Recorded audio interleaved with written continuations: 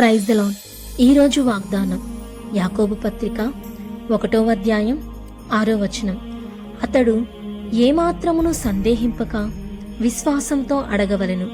సందేహించువాడు గాలిచేత రేపబడి ఎగిరిపడు సముద్ర తరంగమును పోలియుండును.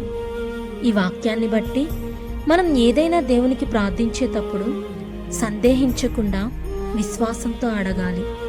నిజానికి ఒక సామాన్య వ్యక్తి ప్రార్థన చేస్తే అసాధ్యమైన కార్యాలు కూడా సుసాధ్యమవుతాయి. ఎందుకు అంటే ప్రార్థన చేసే వ్యక్తి సామాన్యుడే, కానీ ఆ ప్రార్థన ఆలకించేవాడు మాత్రం సామాన్యుడు కాడు. దేవుడు చేస్తాడా చెయ్యడా అని అపనమ్మకం ఉండకూడదు. ఒక రకంగా చూస్తే సందేహం అనేది దేవుని కోపానికి కూడా కారణమవుతుంది.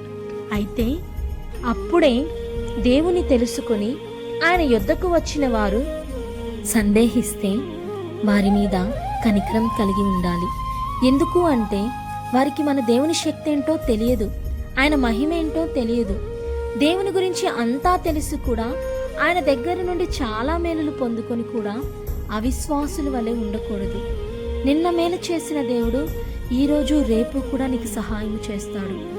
ఎందుకంటే మన దేవుడు నిన్న నేడు ఏకరీతిగా ఉండినవాడు.